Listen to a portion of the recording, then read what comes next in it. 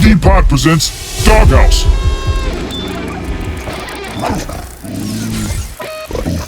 Magpie, fuck you. Hiya. Hey, how we doing, guys? Good, thank you. How are you? I'm doing well. Great. Good to have you guys. Thank you very much. Is everything good? Video, audio, we're all good? Yeah, we can hear you. We can see you. Yeah. Can you hear Yeah. us okay? I Awesome. can. Quality I and everything. Cool. Great. So let me ask you this. I talked to a lot of different people in a lot of different countries. Is it New Year's there? It'll be New Year's Eve tomorrow. So today is the 30th. Today's 30th. I just asked that because I got a message from a friend in Sweden that said Happy New Year. And I'm thinking, well, shit, are you guys a day or two ahead of us or what? You guys where? Chicago? No, I'm in Colorado, so you guys are actually 7 hours ahead of me. Yeah. We do end up in the same day eventually, but you get there before I do. We're just going to pop it off. We'll get it going.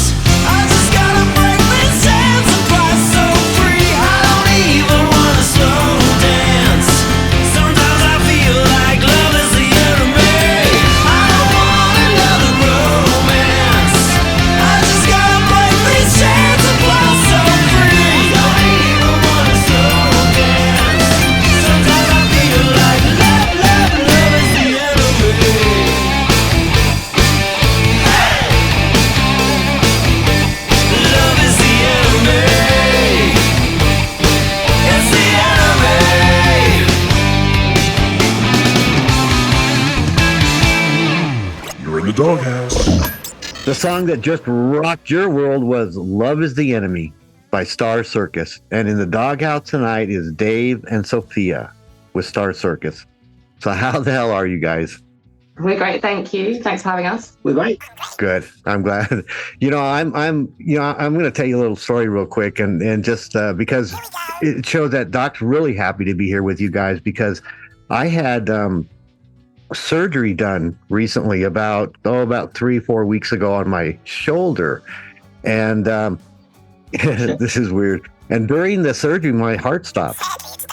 And Oh so, my goodness. so they Yeah, it's fucking weird, right? So they had to pop me and like a couple times with those freaking electrical paddles or whatever they called, and I'll tell you what, when I woke up, guys, I had a weird ass side effect from that, and I woke up with this. This is going to sound psychotic, guys. I woke up with this voice in my head, and you know, and the voice is there, and the doctors basically told me that it was a neuropsychological condition where I have like a dual personality in my head. Oh wow. Okay, I've never heard of that. Okay. Well, I'm the first one. So, Yeah. you know, I do, because the fucker talks all the time. So I want to apologize if I say shit that comes out of my head, because it's just, I got this other voice going in my head at the same time. So I just wanted to say that. So, Oh, that's all good. But glad you're okay after the surgery. Anyway, that sounds quite an event. I thought you were going to say you woke up with a superpower. Oh, man, you could fly. oh, fuck, dude. I wish. It's like having somebody in your ear talking all the time. So, fuck, I wish I could be flying, dude. I wish I could get this guy to fly. Fuck. Anyway. Close the door. The door's closed, Master. Close it more. So your sound is described as a fusion of influences from classic rock to the 90s power pop. Yeah. Do you think that's a pretty good description of your sound? Yeah, I would say so. I think we are quite eclectic, but like certainly like the 70s and 80s influences, particularly with the guitar playing, is very obvious, I think. Yeah, I mean, But a lot of the songwriting's got that sort of more fun power pop element as well. we've never, I don't think we've ever kind of wanted to sound like someone in particular, and that's always been a kind of thing I've gone for. I think the best rock bands and music in general like move things forward by, you know, combining different elements, and yeah, there's a lot of obvious influences in there, like Thin Lizzy and Queen and all the stuff, you know, we loved when we grew up, and, you know, whether it was our parents playing it to us or us discovering it for ourselves, like, but yeah, we like to mix it up and make it fun. When it comes down to it, listening to your music, at least for me, you know, you have that unique sound that's I think is great. Well, that's great to hear, because that's exactly what we're going for. Like, we're not trying to, exactly like Dave said, we're not exactly trying to replicate the sound of one particular band. You know, we've always just said a good song is a good song. So if someone writes something that's good, doesn't really matter what genre it is, like, we'll make something of it. Yeah, I mean, I grew up listening, you know, there was stuff like Duran Duran and Nick Kershaw on the radio, and if you combine great choruses from that kind of stuff with heavy guitar riffs and, you know, vocal harmonies, that's what we're going for, just kind of it's just great songwriting. using stuff that's going to stick in people's heads, hopefully, if they like it. And if they don't, then It isn't not for them. it isn't for them, exactly. It's just the way it is. But I tell you what, I've talked to a couple people, actually more than a couple, because I always talk to my friends about, you know, who I'm going to interview, and they think you guys are just fucking kick-ass phenomenal, dude. And they kept saying that bass in there is just out of the world. So Sophia, you're the bassist, aren't you? I am, yeah. Yeah. So that's nice to hear. Thank you. You know, and it's true. You guys are really, I mean, you guys are really great. Turn the Tide is noted for its message of optimism and unity. So tell us more about the inspiration behind this track, and if it did, how did it reflect the band's direction? Okay, so I think I started writing the idea for the song. Really, the guitar part was the first. Usually my songs come from like a chorus or something like that, but in this particular instance, I was actually learning a Fleetwood Mac track that was all about finger picking and something I could do in lockdown, that I like an acoustic version of Big Love by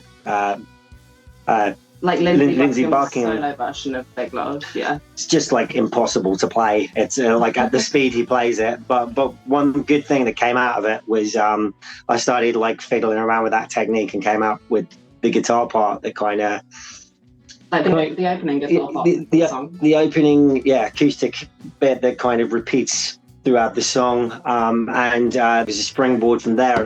I really, it was a time when, people weren't playing music, people weren't going out, seeing each other, and that was the. I know it's kind of a cliche, and it's the cliche kind of lockdown song that even 3.5 years later, people are still doing that. So that's where it started, and then I kind of we look back on the lyrics, and really it could apply to any kind of situation where it's like just it's just great to have a positive outlook. Yeah, I mean, when Dave showed me the lyrics, I very much took away, I was like, this is a climate change message. Like, I wouldn't know that it started off as like how you were feeling during lockdown. So I just think it's good that lots of different people can take different messages from it, because I think none of the statements are like too obvious or anything, and I think that's the most powerful thing you can do with music, is just allow people to interpret it in their own way. I just wanted to write something that was like, we wanted to put something together that was like really just a positive. You get kind of stand up kind of kick-ass songs in rock music, but they're usually very much like are we allowed to swear on this channel? Oh, you can say whatever the fuck you want to say. It's all good. Brilliant. Yeah, so it's very much like fuck the man, fuck this guy. Like we're kind of standing up for the outsiders and that kind of thing, which is great and awesome. But I kind of wanted to go beyond that, and like almost like maybe someone dare I say it, like Bono might, and kind of have a message just of unity that together people can be better and stronger and make a difference and move forward. And with the wars going on in Eastern Europe and the Middle East and all over the planet, I think we need that kind of message. Yeah, it's good to have something positive. Rather than us guys versus those guys, it's more about just move things forward and get along with each other. I don't know if that's a bit kind of like a big sort of thing to say. That's kind of what I wanted to put across. That's what we did, hopefully. For you guys to create it like you have is phenomenal. We'll take that all the way to the bank. That's really sweet of you, man. No, we just love playing, and we love creating new songs. Well, I'm glad that people are enjoying it. It's always nice to hear. Oh no, that's fine. You guys work in a circus? Can we get tickets? No, Vincent, we're not going to a fucking circus, dude. That's a fucking band's name. Fucking moron. Fucking. So Doc's gonna spin one for you guys from Star Circus, which is called Gina in a Bottle.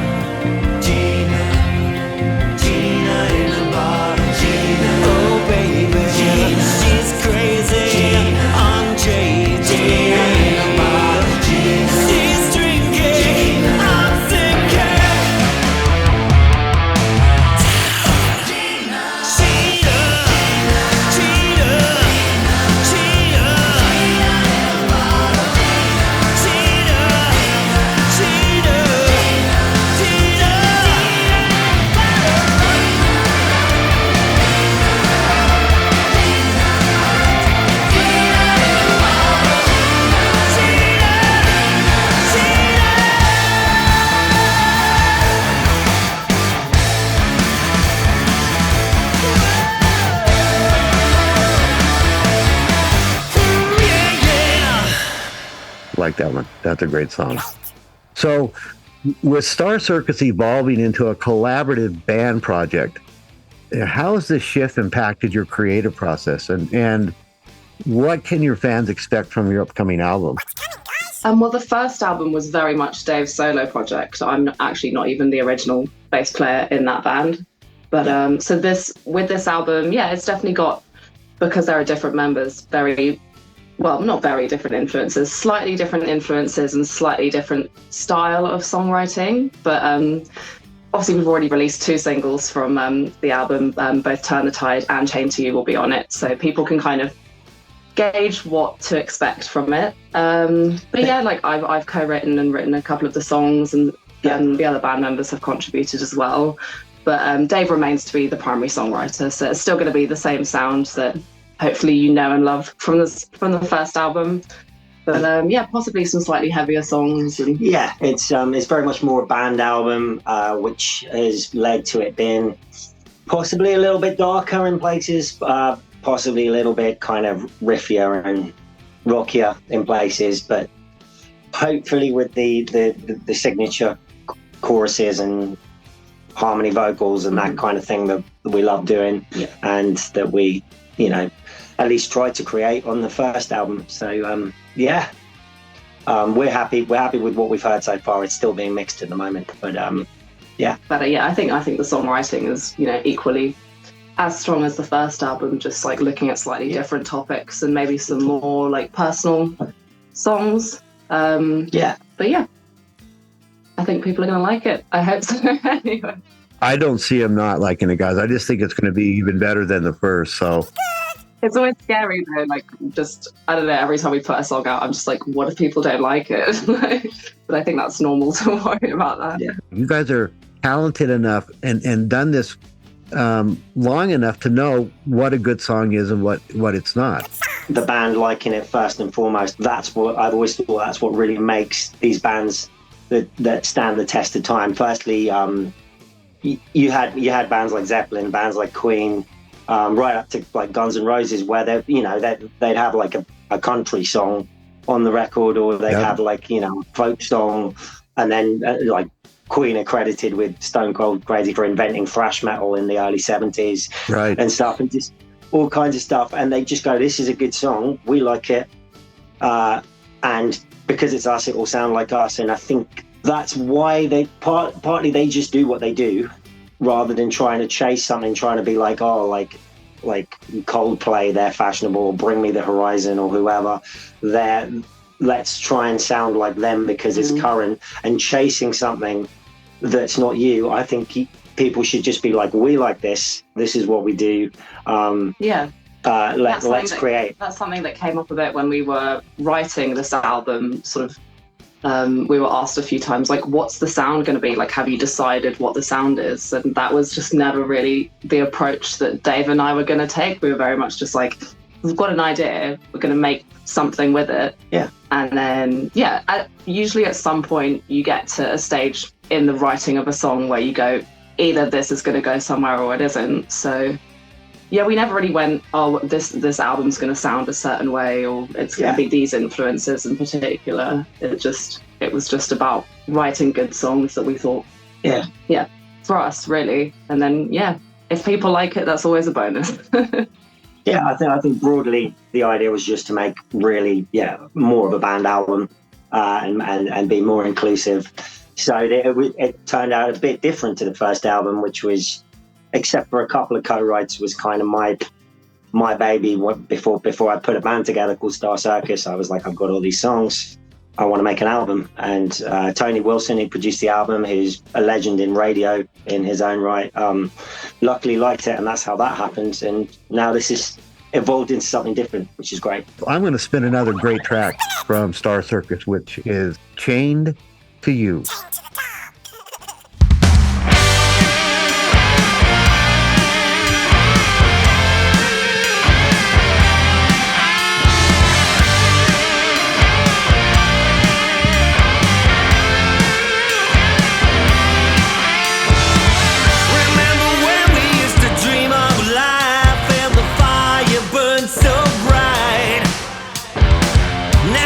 Cut the tension with a knife, and there's no release inside. Cold chains, hurt again. No passion left, just vengeance in your eyes. Same time, different pace. Could it be that we're living on separate sides? If there's a way I'm gonna break on through, you wanna tie me down, feels like I'm chained to you. Twist against you like a parasite. Can we make it through the night? Chained to you.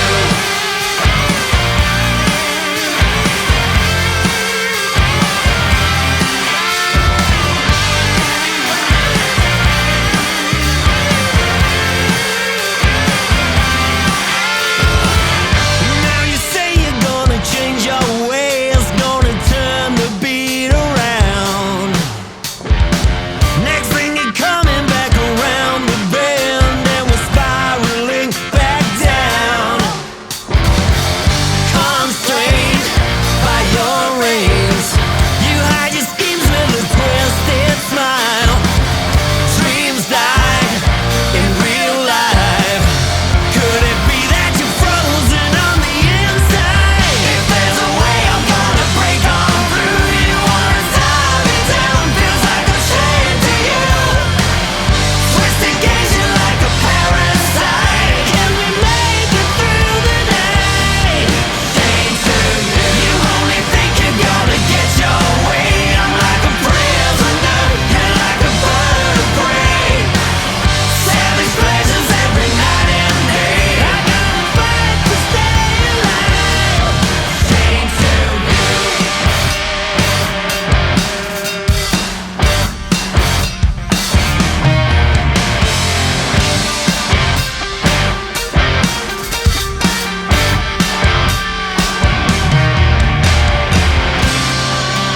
Like a wildflower in winter, can't survive without sunlight. I'm wilting in the darkness. You think you can tame me? One day you'll unchain me.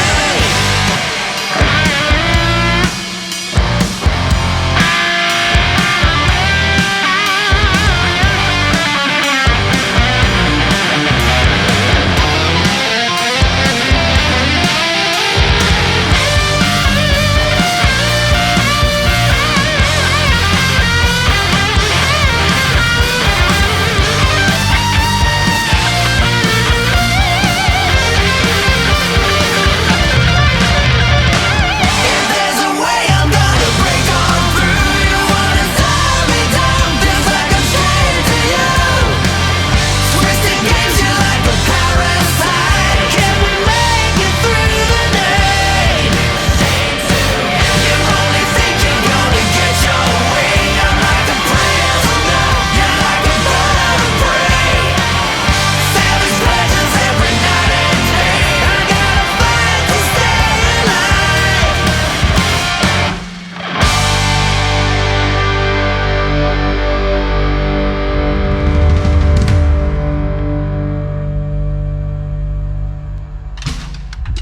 Sounds good. Good sound, guys. Good sound. You useless doorknob. Fuck you, Vincent. Fuck you, Vincent. You motherless goat. Oh, you guys have played alongside international acts and headlined at iconic venues like what, Camden Underworld? That's right, yeah.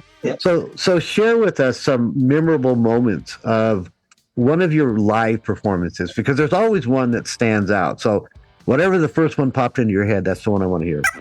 I mean, for me, just probably because it was our most recent like big show was just at the start of November. We played Hard Rock Hell, which is like an indoor festival in the UK here, and we were lucky enough to be actually opening the whole festival, well, the main stage of the whole festival anyway, on the same day as Wednesday 13 and Hardcore Superstar. So it was a real honor to be able to like share the same stage with those people. And even though we were on quite early in the day, like we just had almost a full room already. Like the crowd energy was amazing. Like people really it felt like they were really responding to the songs, including the new songs that some of them wouldn't have heard before. Yeah, so, absolutely. Yeah, we came off stage feeling pretty good after that One of the best. It all came together with that one. Really, it felt great, and we had Thunderstick following us. He was the drummer from the band Samson, and he's a legend in his own right. With Bruce Dickinson was in that band with him. Oh yeah, hit off with those guys. So that was another nice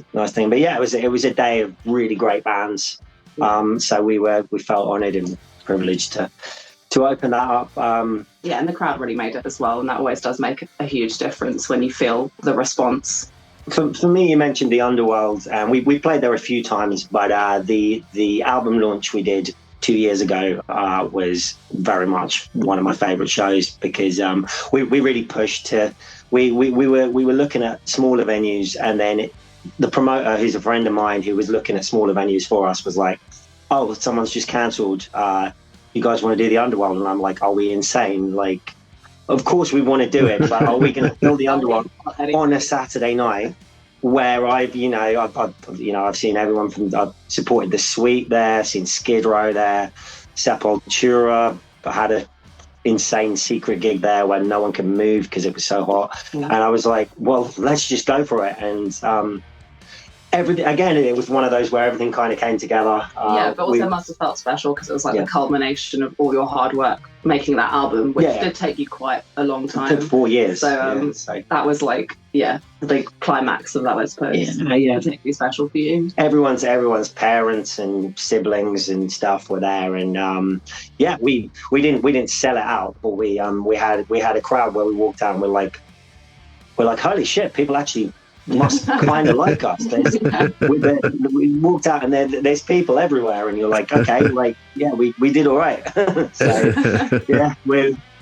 So that's the thing when you're a musician. You're like, everyone's like, oh yeah, great show, and in your head you're always like, oh, I only fucked up 3 times. Well, you always I was okay. It's like, but that one, felt great pretty much from start to finish, except for when I forgot to drink water for 4 songs in a row, and I nearly passed out towards the end of, I think, Just Like in a Movie. But then, that was our first club-sized show, wasn't it? Yeah. So as well, like, it was the biggest venue I'd personally played like at that time. Yeah. So that was really memorable. That's great. Well, I imagine you guys are going to have 1,000 million more memorable moments in your tours and your playing. I hope so. No, you will. But as you work toward releasing your next album, we talked a little bit about that, and that's going to be like in the spring of 2025. That's right. Yeah. So what are you most excited about, and what do you see in the future for Star Circus? Well, I think, the aim is to get more international gigs. We'd love to bring our music to every corner of the globe. We'd love to come over. Sophie and I have just got back from a holiday on the West Coast, actually, and we'd love to come over to the States and play for people. So we're going to do what we can to make that happen. We are talking to some people about some things that we probably shouldn't necessarily reveal in the States, but it's looking quite. I think just broadly, just taking it more on an international level, both with getting the physical music out there as well, and hopefully the fans will follow and we'll be able to play some really good shows. We've got a couple of South American guys playing with us in the band as well at the moment, so hopefully we can get over there as well, which is apparently huge for.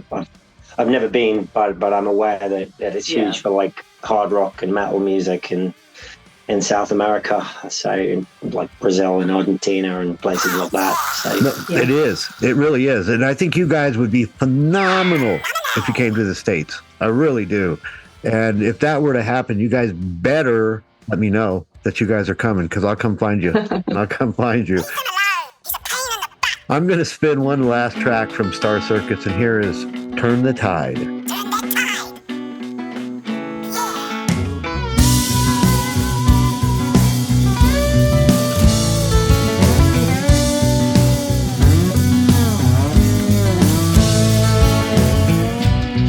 deep and